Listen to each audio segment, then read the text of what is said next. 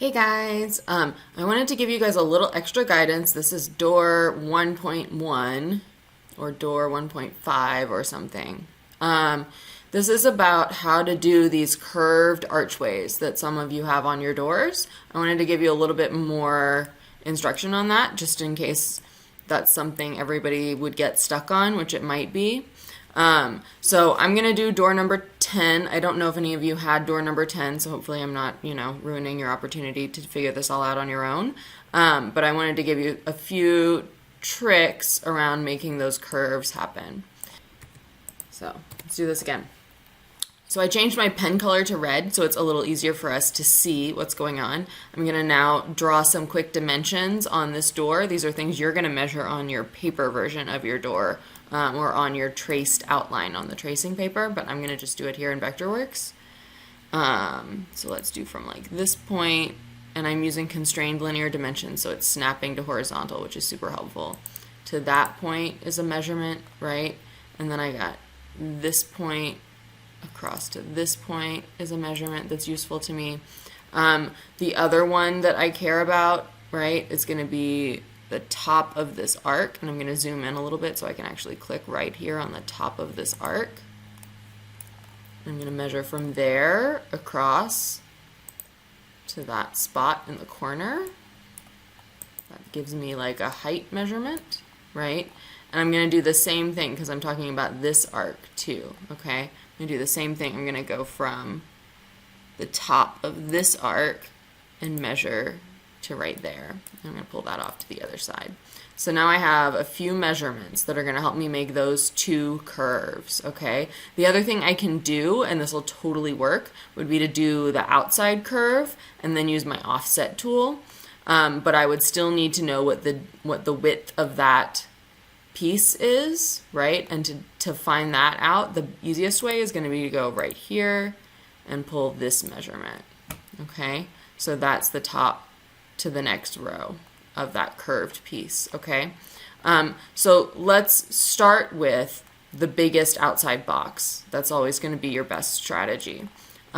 So in order to now draft this in Vectorworks, there are a few different approaches you can take. I'm going to do draw the big rectangle on the outside, use that as my guides to figure out what happens inside. I don't know if you guys did this in hand drafting at all. I don't know if you drafted things that were this complex.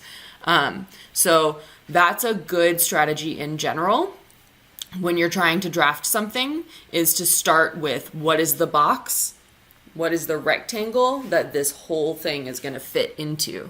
And in this case, this whole door would fit into a rectangle. So I would start down here and I'd measure to the bottom of the door. So it's 8 feet from the very bottom edge of this step all the way to the tippy top.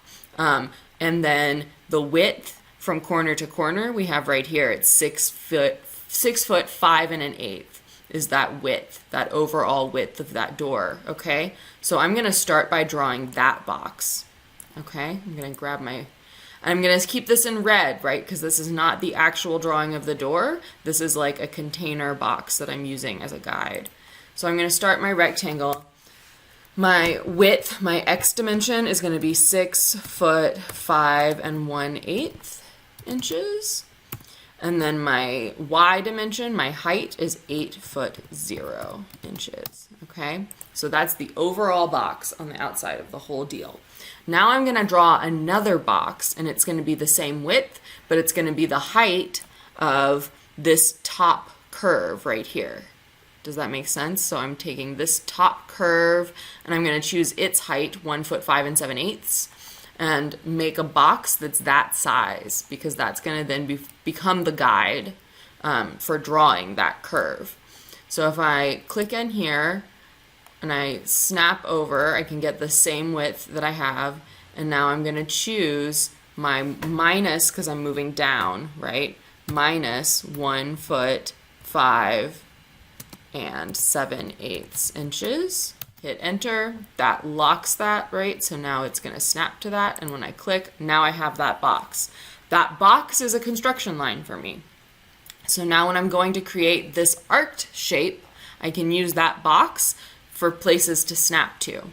So I'm going to go grab my arc tool, 3, arc tool.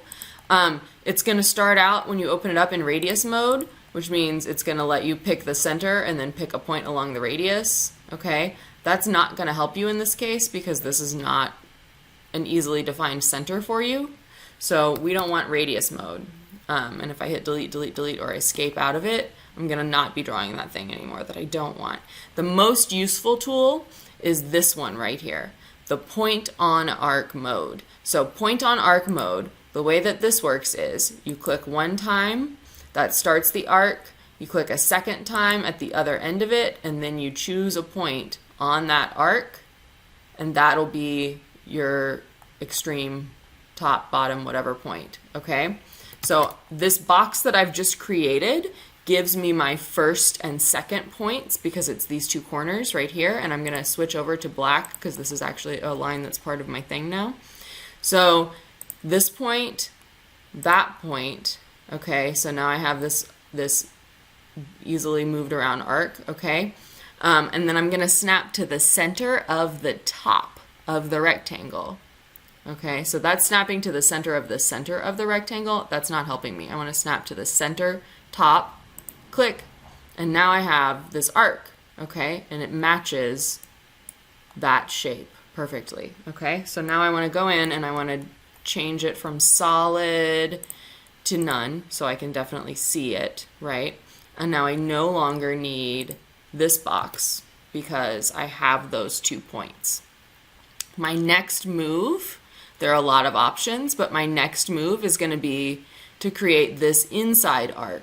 And the easiest way to do that is going to be to use my offset tool and change my offset distance to 7¼ inches. Okay, so if I'm going to grab my offset tool over here, offset tool, shift minus, I now need to click on whatever thing, right? Offset by distance mode. Select the object. Use the Alt key to select objects. I'm just reading what it tells me to do. So if I hold down Alt and I click on something, now that object is selected.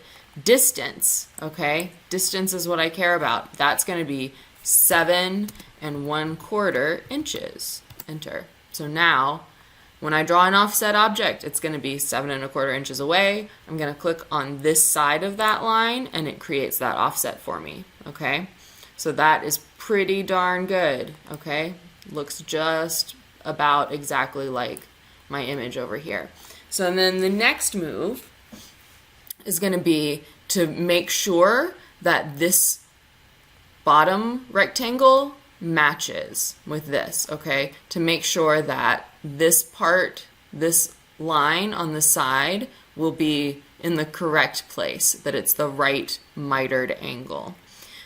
We could measure the angle. I'm not going to do that. I'm going to draw another measurement rectangle, okay, in order to figure that out.